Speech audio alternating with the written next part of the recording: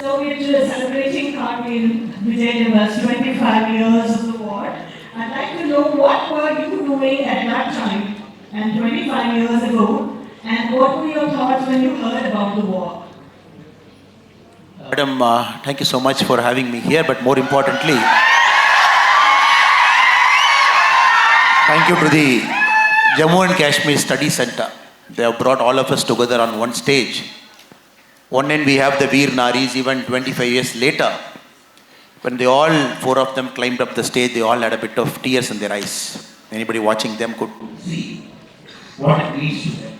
And they are doing this every year for 25 years. People call them. They stand before such a big gathering. And I'm sure they are not doing it for themselves. That we have to understand. Every time they stand here, they are trying to inspire one or two boys among this group or one or two girls among this group. So that they painfully understand that the price of freedom is slightly very big. It is not that easy. And thank all the Veer Naris for coming here and doing this every year. And every year it's a painful reminder for them also. Because the children are growing up very fast.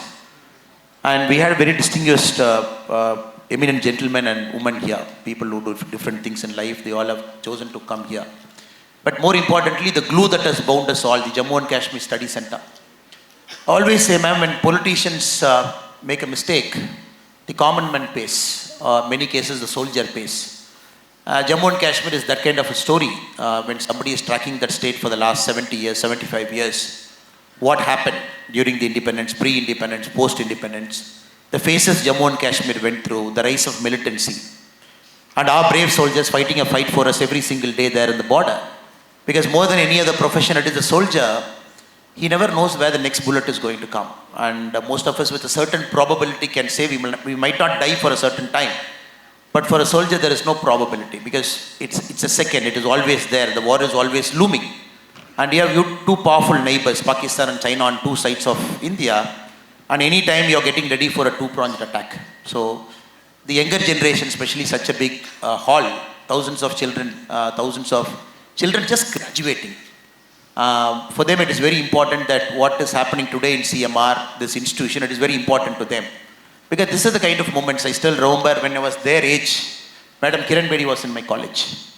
And it was a similar event where she was speaking. I still vividly remember what she spoke and the kind of inspiration all of us got. I'm very sure the students here, with all the eminent speakers who spoke and the Veer Naris who are physically present, they get inspired today because they will really believe there is something beyond their personal ego. When they graduate from CMR, they look forward to a grand stage where their talents are put to better use. Of course, making money is one, serving the society is another, and writing up a lot of historical wrongs is one. I'm sure this is that kind of an event, madam. For me, if you ask me where exactly I was in 99, May, June, July, that is the time I was in my 9th class, like my age group, somebody here. But this is a war, unlike many wars. The first time you saw it live. The Kargil War is very famous for the reason you saw it live. And every day the TV carried what is happening. And previous wars, you just read in a newspaper story. And probably it might come 1 day later or 2 days later or 3 days later. Peak of satellite channels. And you clearly know what is happening. And any martyred soldier coming back, the whole nation standing up, respecting them. So I don't think India before 1999 had a real-time version of what a war is. And we also got to understand during the 3 months, looking at television, looking at papers, the kind of price we as a nation are paying. Because you had just had a Pokhran, then straight away Vijay Diwas, 2 turbulent years. And more importantly, this is a war which you always felt, this war was thrust on us. Because this is a war where the enemy cunningly entered our territory, took all the vantage positions. Unlike a war where both of us fight on equal terms, this is a war we knew that any soldier in the first point of time is getting into that war zone, the enemy has got a vantage point. We are there just to sacrifice our lives. It is that kind of war. And fighting through that war and neutralizing the enemy, getting that vantage position back, and every single inch we gained. Unlike some of the previous wars where we were by different powers. 1948, the United Nations intervened. 1961-62, the global powers intervened. But this is a war our soldiers made sure every single inch of soil was got back to our country. And that is why this war is very special to all of us. Because one, you saw it live, you know the kind of sacrifice the army soldiers they are paying, and more importantly, I believe the respect for the army went up multiple notches. I always believe a country which doesn't respect its soldiers, that country is inevitably doomed to fail. And when I came in, people are cheering loudly, happily. It is all okay because we do some small work here and there, and probably they feel happy that what we do resonates with them. But I believe when Senthil Kumar ji spoke, through camera, he's telling us a story of nationalism. That is very important. I think that is why you have called him. And all the cinematography that he has done through camera is telling you. You brought the former chief secretary here.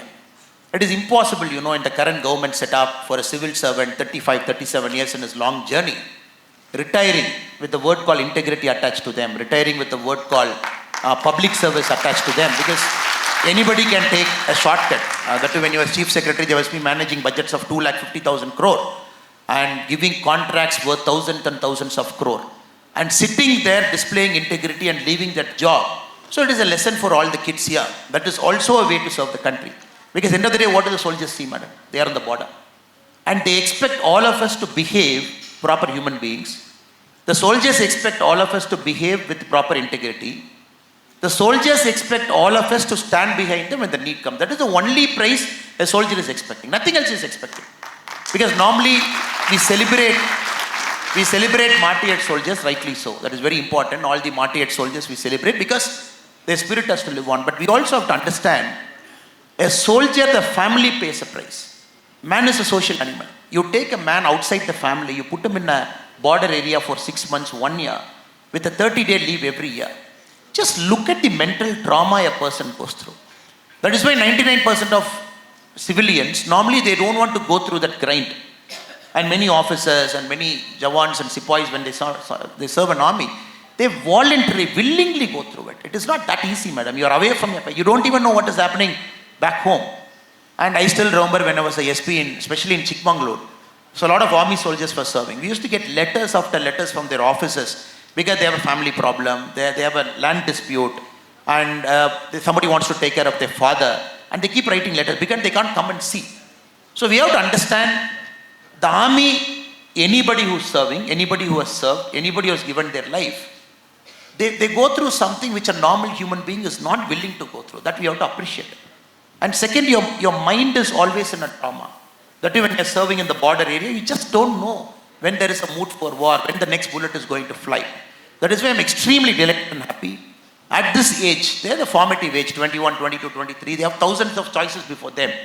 And these kids in the next 2 years, literally they have thousands of choices, from startup to civil service to army to going abroad for studies, being in the country and studying, getting into politics, thousands of choices. Now, this kind of events help the kids to make a wise choice. That is why it is important that all the eminent people have come, then people like me also get an opportunity to express my thoughts because they make a wise choice. Now is the time they make a real play between money and prestige and service and what path they have to take, so they have to stick on to the next 35, 40 years. So this war is very etched in our memory. And I remember as students, we were collecting funds for Kargil. We all used to carry the small, in Tamil we call undiyal, hundi. I remember as a school student that we all stood in the street, went from shop to shop, collected that money. Then from the school, we mobilized all that money, gave it to the collector. The collector was kind enough to come, collected that money. The memory that stands. But more importantly, the pride and respect for a person in uniform. Maybe that could also be a motivation for me also get into a different uniform service. But unlike them, their sacrifice is so high. So that is why today is a day we bow down to them. We pay our respects to them, especially to the Nari Shaktis. After 25 years, still every time you bring them, the tears come out, the children have grown, and somebody who just got married, husband into war, somebody, child was small, now the child is growing up without a father. So I bow down my head to all of them. I hope and pray the students who have come here, and this 3 or 4 hours, whatever has happened now, you take it to your heart, capture it somewhere and store it in your heart. Every day this will not happen, madam. Tomorrow this is not going to happen. Next week not going to happen. So you got to find a way to bottle this emotion in your heart. Just keep it. And every time you have a bad day, just remember, there is somebody in the border who's having a worse day than you. And every time you believe life is not fair to you, just remember, there is somebody standing in the fodder for whom the life is also not fair. Because many a time they eat chocolates at minus 40 degrees Celsius. You do a helicopter drop. Even for a tea, they have to take up ice and just brew that tea and drink it. And like you and me, they can't even afford a proper meal. People who are serving in the high altitude area. So just bottle that emotion up. This spirit, the moment that all of our hairs are edged up, when we all standing up, we all felt a genuine sense of pride, patriotism. If you can bottle it up and every day keep remembering, this is what my country is. There is somebody out there who's sacrificing for me to live a good life. Then we become better individuals. I remember Abdul Kalam ji in European Union Parliament, he said, when a person at the individual family level is good, the family becomes better. Then the peace and harmony starts coming to the society. When the society becomes better, the country starts becoming better and better. Then you get a global world. So everything, the beginning is an individual. I hope and pray this kind of events today, what happened, it gives that spirit to that individual. Sorry for the long answer for a straightforward question, but I thought today is not about me. I think it is about the great people who are here, because thousands of people, we all do small work here. I still believe that spirit should get bottled up. That should not get lost a week from now or a month from now. Right. And let's continue the good work. So one more thing I would like to know is, how has the geopolitical situation changed after the abrogation of Article 370 and, making Jammu Kashmir a free state now? But I will not use this stage to talk politics, and in the sense, a traditional sense of politics. I'm making an accusation about somebody, and somebody making an accusation about the other party. I will not get into that, but I will take this opportunity to talk history. Because it's very important, people sitting here should understand what history is. And especially with respect to Jammu and Kashmir, what actually happened, and what has happened over multiple years, and what specially happened when Article 370 got abrogated. And Jammu and Kashmir is a very special place because of the nature of its location. What you call the geopolitics, geography and politics combined. It is located in an area where last 2000 years it was always a strategic vantage point. And many countries, many cultures, they all amalgamate, they are very closer. And Jammu and Kashmir being the entry point of Bharat. And if you look at the Agand Bharat also, from that side, it is always a very important area for trading, for all the foreign powers to try to, when they want to enter Bharat also, that was always a very important passes were there. And naturally, every country will have an eye, right from the British time, the Pakistani time. So we have to understand, we all know the history post-independence. 1947, August, we got independence. There were some princely states who are not willing to join because some states were ruled by kings, some princely states by nawabs, and somebody wanted to take that extra bit of time to understand where they really wanted to go, because this partition itself was something that is forced on our countries. India and Pakistan had something forced on you that, look, this is the line, beyond this line there is India, beyond this line there is Pakistan. In that context, we have to understand Jammu and Kashmir. Even when the Maharaja of Kashmir, Hari Singh, was still taking some time to come to a conclusion. You had the tribal attack, the so-called tribal attack, which Pakistan says, and we vociferously always said in the world stage, it is planned and orchestrated by the Pakistani army. It went to the United Nations, January 1, 1948. Then some kind of a resolution was brought in. Then they wanted a plebiscite. So long story. Then you had a government there which clearly felt that India should have two flags. Rest of India will have one flag. India will have two flags, meaning Jammu and Kashmir will have one flag. India will have two constitutions. The rest of the country will have a separate constitution. Jammu and Kashmir will have parts of constitution, Article 370 and Article 1, only two parts that is applicable in Jammu and Kashmir. When India will have a prime minister, Jammu and Kashmir will also have a prime minister, which you call the chief minister as a prime minister. So this was there for a long time. Then you have parties like Praja Parishad Party, which wanted to have national flag in Jammu and Kashmir, the tricolor flag as the flag. In 1951 elections, this particular party was disqualified. They couldn't fight the elections properly. Then the government came to power. So long story. So what I'm trying to say, madam, to come to this conclusion why Article 370 need to go, it is important we have to understand what built it up. In 1950, when Article 370 came for a short-term measure, and nobody had the courage to lift Article 370 for a long time. Finally, after 2019, August, it has to be done.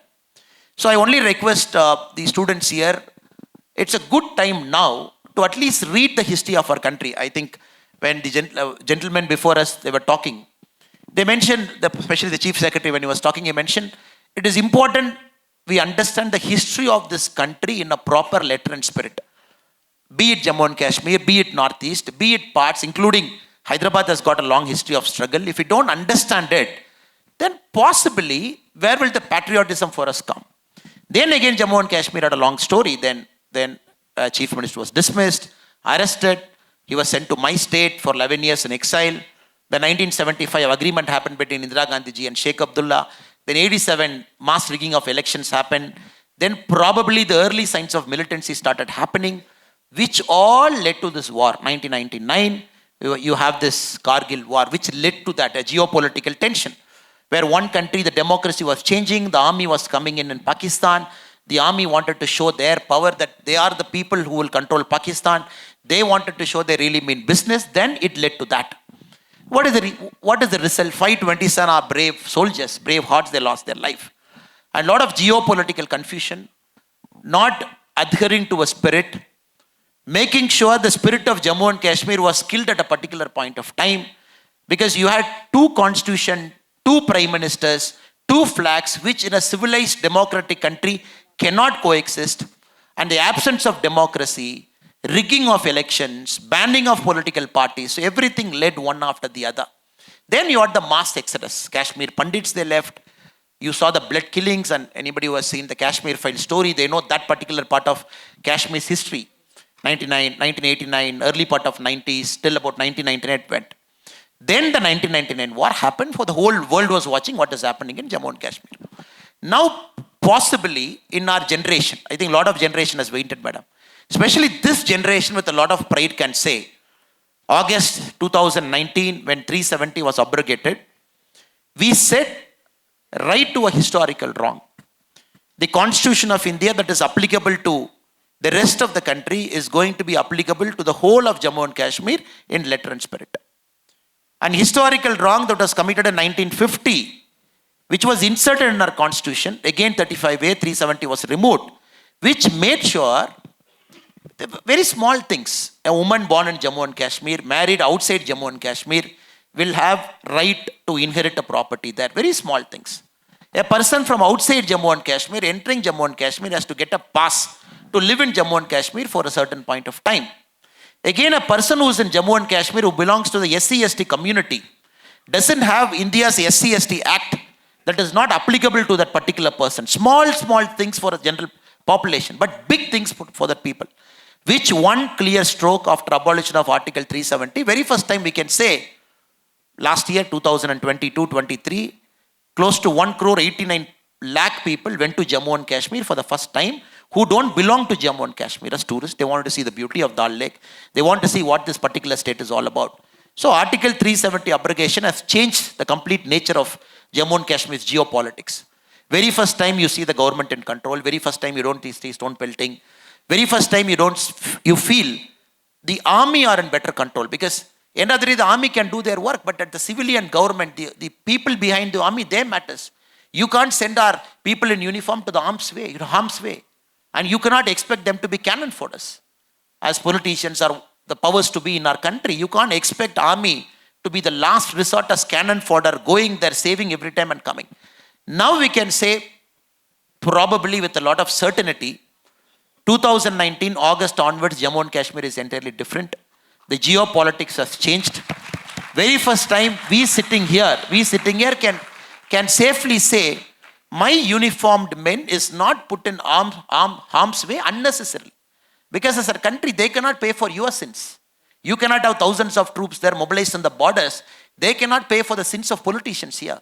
They cannot pay for the sins of politicians' personal friendships in Kashmir in 1950 or 60s or 70s. Two different families in India having a particular friendship, and they cannot pay for their sins. So that is why it has changed the status quo, what was there for a long time. Possibly the elections that is going to happen now in Kashmir and Jammu and Ladakh, that will usher in a free democracy where people will freely elect their own representatives. Once democracy comes in, then I think everything will be settled. We are also seeing the historically high number of investments going in, companies getting started, employments coming up in a big way. I'm sure at least this generation, when they grow up, Jammu and Kashmir should be their number one choice of a tourist destination within our country. Instead of looking at Switzerland, looking at spending money there, Since 1 crore 89 lakh people have chosen to go to Kashmir in 1 year, I'm sure when these kids grow up and they have families with their children, and they look at Jammu and Kashmir as a paradise on earth, truly it's a paradise on earth. Anybody who has gone to J&K will vouch for it. And they will know the blood that all the soldiers and their families have paid for us over this many, many years should be worth it. I'm sure we should make it happen. All of us have a role, madam. People like you, people like me, people sitting here. We all have a role to make it happen, which I'm very sure will happen. Thank you, madam. Thank you so much, sir. Let's visit Kashmir in the coming years and see paradise on earth. Right. Another thing I would like to know is the younger generation today don't understand what is POJK, what is China occupied Tibet and all of that. What is the current scenario, sir, of the situation there right now? Strategically questioned. The global players, everybody wanted to play a role there. So what we call the united country, we all know the map of our country, we all know the Kashmir map. But many a times it pains to see us when a truncated part of Kashmir is put in a public display. Many a times the Google also makes a mistake. You see a truncated version. You see, then they use two words called line of control, line of actual control, LOC, LAC. Then there is a word called POK, POK, occupied Kashmir. And the Pakistanis have such a brazen attitude. You go and see the textbooks. They call this as Indian occupied Kashmir. Are you okay? Then you have the China occupied Kashmir again, which is a part that is at the top part. Because it's such a strategically positioned area. Now we are very clear, even during this parliamentary elections also, different political parties, it was becoming a big issue. When will our country will see a unified whole Kashmir? When will it happen? And we believe, even if you see, madam, the current parliament, the law that is passed for the elections to be conducted in Jammu, Kashmir and Ladakh, we are very clear it has to be unified elections. We can only conduct elections as per the current scenario. But the government of India has clearly marked out the representatives from all parts of Kashmir. Though at this point of time, it could be a Pakistan-occupied Kashmir. At this point of time, it could be a POK. But in the act that we have passed in the parliament, the elected representatives are marked for the whole of Kashmir, which I hope and pray in the near future. Whenever it happens, I look forward to a day the elected representatives come from the whole of Kashmir.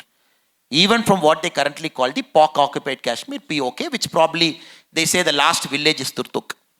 Now, the second way of looking at it, madam, I always say economics trumps politics, because economics should be one step ahead of politics. Because India is not a country that takes things lying down now. Because we are a fast-growing country, $5.1 trillion we are hitting now. 2030, we should be hitting $10 trillion. Then possibly you're looking at a country, by the time our kids graduate and their first job by 2030, they will live in this country where we will be the third largest economic power in the world. You will have US above you, you will have China above you, then you are there. So right now we are the fifth largest economic power, because you have Germany and Japan ahead of you at position number 4 and position number 3. So 2030, once you hit 10 trillion, once you become an economic powerhouse, you don't see this kind of geopolitics. Geopolitics will change. Because again, getting into it, you have to understand the global players. China is a global player at this point of time. The Americans are a global player at this point of time. The Russians are a global player at this point of time. Whether you like it or not, these are three preeminent global powers at this point of time. And India is slowly getting into the territory where we have almost reached. Once economically we become strong, we become the third largest economy in the world, then India is also a global player. Nobody is going to stop you. Once you become a global player, again, things will change. Because if you look at the previous American administrations, they always used to appoint somebody called an interlocutor, Indo-Pak. They always used to hyphenate India and Pakistan together. And even United Nations in most of their resolutions, Indo-Pak will be hyphenated, meaning this problem, people are treating as an international problem. That is why United Nations wanted to jump in, wanted to solve this problem. Now, thanks to our firm stand, though Pakistan wants this to be an international problem, we believe it is a problem between two countries which needs to be settled. That is the stand to which all the global powers are coming. America slowly has almost come to that realization. This is not an international problem. And Russia is very clear this is not an international problem. At this point of time, China is believing this is an international problem. So that has to be solved.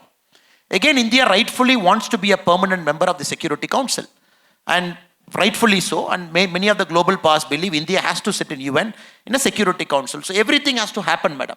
Once economically you become a giant, you become big, the per capita income of our country rises. There's nothing called poor in our country. And we become a self-sustaining economy. Then all those things will start happening. And the problem is not here. We have parts in Arunachal Pradesh also. And you have parts, what you call the Tibet problem also. I'm very sure economically you start doing very well over the next few years. Then economic trumps politics. And more importantly, like somebody said, again the Chief Secretary sir said, I look forward to a day where people with the passion and patriotism for this country, they start serving this country as politicians. That is very important. Caste, creed, religion, this kind of politics will give way to politics of development, to politics of nationalism, politics where you always put your country first. You don't have petty fights over your country. And you be in any political party, that doesn't matter, madam. When you go to the parliament, you cannot compromise on your national security. Every single political party should be in one side. You cannot compromise on army. Every single political party should be on one side. You cannot compromise on internal law and order situation. Every political party should be on one side. So when this happens, then truly the political parties, the members become patriotic. Right now it is not happening. There is a lot of difference among political parties with respect to army. Agniveer, you have just seen what has happened during the Lok Sabha elections. I look forward to a day where political parties stop politicizing on our army. The political parties stop politicizing on the internal law and order situation. The political parties stop fighting over the foreign policy, because this has to be the voice of 142 crore Indians. 142 crore Indians have to speak in one voice. This is my country. This is my policy. I am not going to sacrifice on my army spirit. I am not going to sacrifice on this. This, I hope, will also start happening. This has to happen. Matured politicians, statesmanship politicians, when they go to parliament and assemblies, they always put the country first. And more importantly, I come from a state, Tamil Nadu. For a long time, the politics of my state was revolving around secession from our country. And the current political party which is ruling Tamil Nadu, late 50s and early part of 1960s, they felt a separate Tamil Nadu is the solution. Till the parliament said, I am going to bring an amendment. Any political party talking about secession in our country, you will lose your political party status. The current political party which is ruling Tamil Nadu, then it chose not to speak about secession. So we have a lot of problem in our politics in our state also. For example, I want the army to be given the highest respect, which certain political parties don't give now. That is a daily fight. And we believe when an army soldier lays down his life for the country, every state should compete who takes care of their family better. If one state says, I am going to give 1 crore, money actually doesn't matter. The other state should compete. I will give 2 crore and take care of their family. Not only that, one government job. Not only that, taking care of education expense for their family for eternity. Not only that, taking care of their family well. So this politics, when it comes, then the politics of nationalism almost comes in. So that is not happening. I still remember when an army Jawan loses his life and comes back, when the mortal remains comes back, I look forward to a day where people should line up the street. Lakhs and lakhs of people. You be whoever you are. Just the only job on that day is to leave everything, be there for that family, pay our last respects. Lakhs and lakhs. I'm not talking about thousands and thousands. Not hundreds or hundreds. It is army's job to come and then they will do it. No, madam. When all these three things happen, then we got our politics right. Somewhere now I can speak for my state. The politics with respect to nationalism is not right. And we are working. A lot of us are putting our best effort to make sure this becomes right. So everything have to happen together. Though it is a very complex, but one solution cannot give you, madam. When you talk about POK, when you talk about this, economics have to come. You should have responsible politicians in the parliament. The politics of a state should have a national character. When together we do this, then we will not have terms like POK. We will not terms like India, Pak, hyphenation. So I'm sure maybe 10, 15, 20 years from now, we are slowly moving towards that territory. It should happen, it will happen. Wonderful. So sir says it's country first and nationalism. So based on that, I would really like to know, how should we inculcate nationalism in all the young generation today? What procedures have to be taken? Where should it start from? There is this very famous quote I read when I was a young kid like them. It says, at 20, you are an idealist. At 40, if you are still an idealist, you are a fool. Because the ways of life change a person from their idealism. And these guys right now, the kids who are sitting here, are extremely idealist. There's no doubt. Not even 1% here, you cannot say that he doesn't have idealism at heart. And every single kid who's sitting inside this hall, everybody is patriotic. There's not even a 1% doubt somebody is not patriotic. And every single kid who's sitting inside this thing right now, they put their country first. Not even a doubt. But the problem is, they'll be leaving this campus in about 6 months, 1 year's time. They'll be seeing the real world. That is where the problem comes. And this kid should always have that confidence that taxpayers' money is wisely utilized. That is number one. You cannot have a situation in our country that honest person, I pay my tax, somebody doesn't pay my tax. The law is very slow to catch them up. So these are the things they will see. The first day the auditors will come. Somebody will be big in their life 10 years from now. The auditors will come and say, can I talk about tax exemption? And moment we are earning okay, we can take care of our family, we can take care of our kids' education. I don't think what is tax exemption. You are paying it for the country.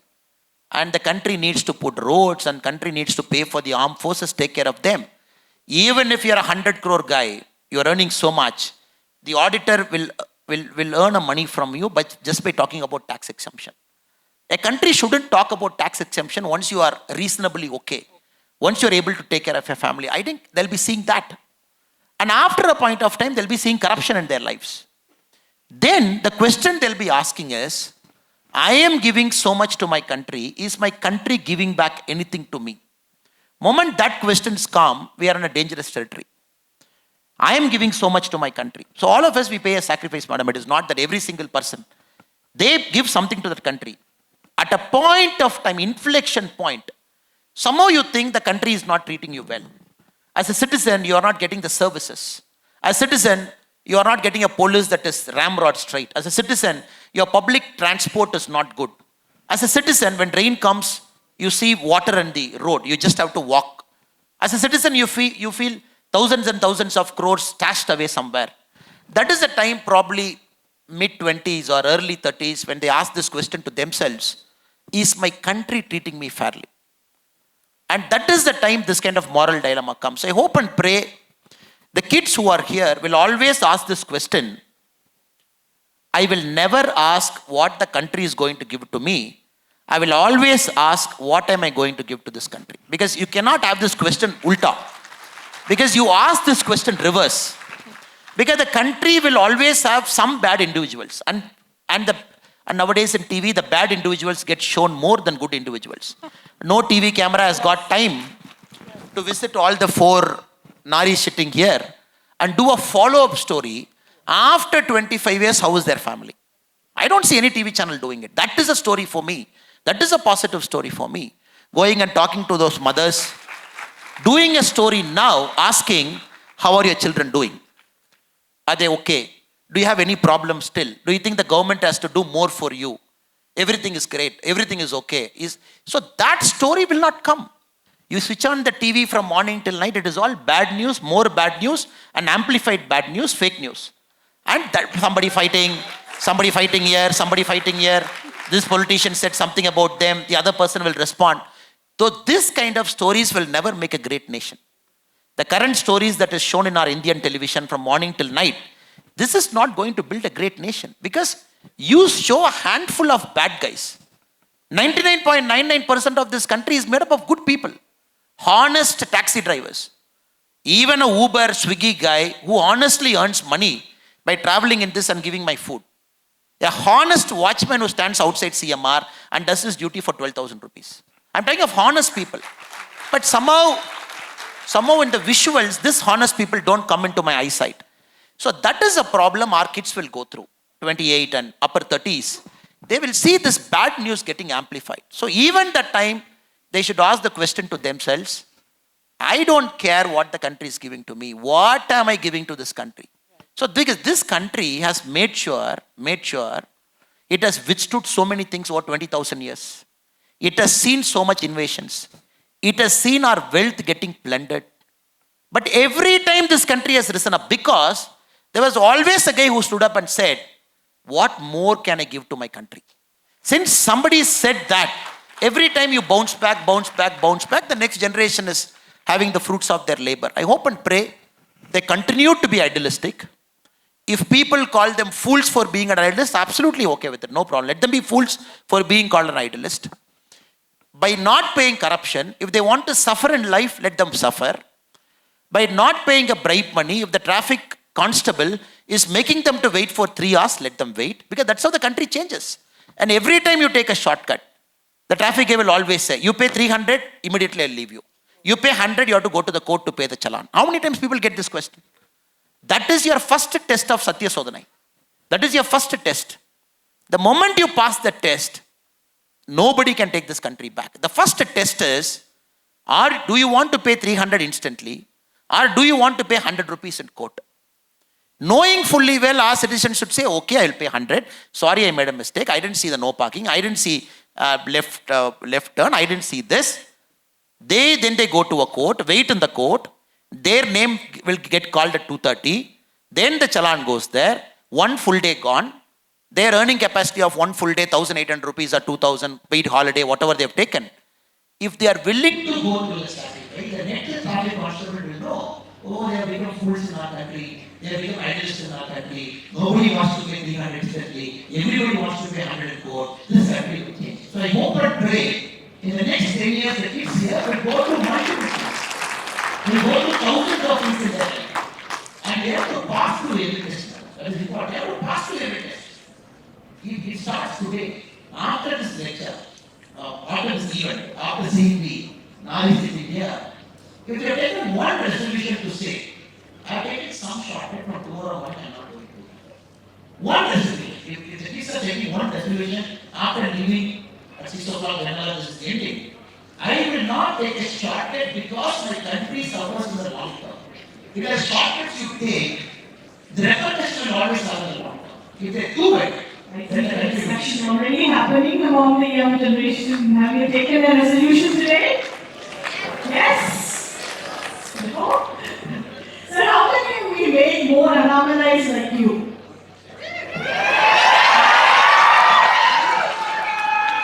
We are common human beings trying to be good, and we all make our share of and we all know, I'm not giving you a very full answer, I'm giving you a straightforward answer. If somebody has asked me at the age of 21, as a police officer, I want to see, as a profane, the lower PHA, to see the suffering they go through. We have a 50 days army attachment. And if somebody has told me at 21, probably I come from a small village, exposure to army is very less. Nobody told me about the short service commission. It's on my own, I learned after 25. If somebody has shown me the trailer of everything that is happening when you join the army, I don't think I would have got the courage at 21 to do that. I'm being very frank at once. So many a time we want to appreciate and understand who are our heroes. I'm a visible person. I'm a TV, I relate, I discuss, I talk so many things, so I can't TV more. But there are thousands of people better than me who don't get a TV space or a media space or a paper space. Now, my I'm not being very honest, I'm being very straight and very forthright. My only request to all my young friends is, and if heroes are all around us, somehow, we just pass through it. We just pass through it. I remember in my book I've written, when I was a police constable used to work for me. In Bangalore, I asked a guy, now only at the road call came late about 10 minutes. I asked him going to be on late. Road call journey happens at 7:30 in the morning in the police station, all the police constables come at 7:30. He said, my house is 2 hours away, so I came late 10 minutes, I'm sorry, sir. That put something in my head. I asked him, why is this house 2 hours away? As an officer, my house is 3 minutes away. Meaning for 7:30 road call, I come at 7:25. I'm there at 7:30. But my constable who's serving me and serving the society, his house is 2 hours away. This led to a lot of churning. I started asking all of my constables, why you are living far? Then one day I said, no sir, I don't have police service. Then I will take a house on rent. For the kind of salary I get 30,000 rupees, I can't take a house of 12,000 rupees, 14,000 rupees rent. I literally go outside Bangalore to a neighboring district. There you get a house for 8,000. I have decided that 4,000 extra should go into for my kids' education. So 2 hours in the morning, 2 hours going back in the evening, that 4 hours is worth. Because the extra 4,000 has to go to my kids' education. I don't know the master name also. Now we have to understand, this guy, who would have taken 10,000 rupee bribe, that was a city like Bangalore, it is very easy. But this guy chose not to take it. This guy chose to put pressure on himself because he will travel the 2 hours extra, not to rent a house inside the city, just because the extra money he gets to go to children for 2 years behind. This is a hero. Because he just attended more than what I do. I have a paraphernalia, cards, and 10 constables to salute, and government to listen to you, but this game, nobody listens. Unless in a roll call like this, you just hear a part of the story. So, but this day we pass every day. Every day we pass. We'll be standing in some parts and wearing a hat. We'll be standing there. There's a very close game in this day. A traffic constable does this duty for more than 10 hours. For more than 2 years, the chances of you getting a very close game is very high. So you see him, but you not see his very close game because he's in a hand. So, probably you might have a government service, a nurse, who does the work so well, so professionally, that we choose to ignore that. Or a government public transport driver. So what I am trying to say, madam, it is trying that the society reorients the concept of heroes. Now who is the hero? The Instagram, number one in the world, 370 million followers, Cristiano Ronaldo, Virat Kohli, multi-million followers. Of course, they give happiness, they give a lot of joy, they give a lot of pleasure to us. No doubt.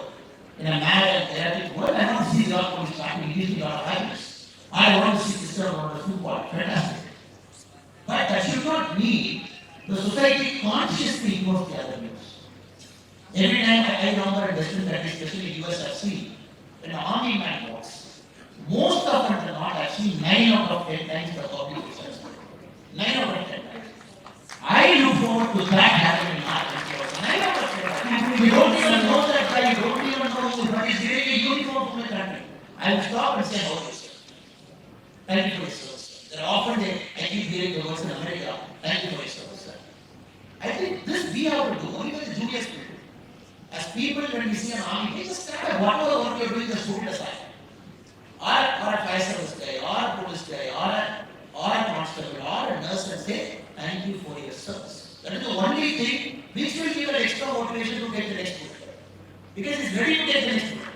But extra motivation to take it, he values and once we start doing it, the society as a whole will undergo that. It's a silent transformation. Silent people. Then the kids will become very idealistic. They become noble. Then they go to Vivekananda, I think our director supported Srinivada, hope you become director suicide. He quoted Vivekananda. Vivekananda is ultimately a sacrifice. Every single time sacrifice, and many of them don't know. Because I come from the land where Vivekananda ji probably got his Nirvana, if you look at that term. So 1893, he came to Kanyakumari. There was a big rock with him. If you remember the date correct, it is December 11. He asked a fisherman, how do I go to the rock? The rock is about 2 kilometers away from the shore. It's very severe turbulent water. Somebody said, nobody has attempted to go to the rock. Nobody has attempted to go to the rock. So you can try swimming to reach the rock. And right now, 1893, 1891, 1891, December 11, he jumped into the sea, swam 2 kilometers, climbed up the rock, did tapasya for 2 days. That is when he got the vision of Bharat, Mata, what the country has to do, poverty and everything in 2 days inside there. Then the passerby got worried, why is this guy sitting there on the rock for 48 hours? Hot sun, just sitting there. Then they have to take a boat, the story boat, then they have to take a boat to bring him back. If Vivekananda that day has thought about the water is so turbulent, why should I come? Because he had his inner calling, have to go to the rock. That is the Vivekananda rock which monument is built there. And what I am trying to convey to this is sometimes our youngsters have to jump, not worry about consequences. Just rush trust your skill and talent, just jump into the water, keep swimming. Absolutely. It will inevitably take you to a place. And God has got some idea for it. And again, a gentleman when he spoke, he said, somebody is corrupt.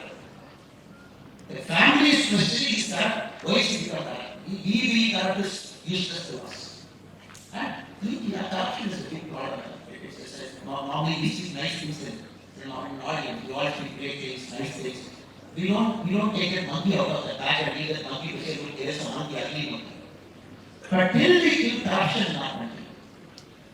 Then corruption also kills patriots. Corruption also kills a sense of service. Corruption also kills the society's bonding.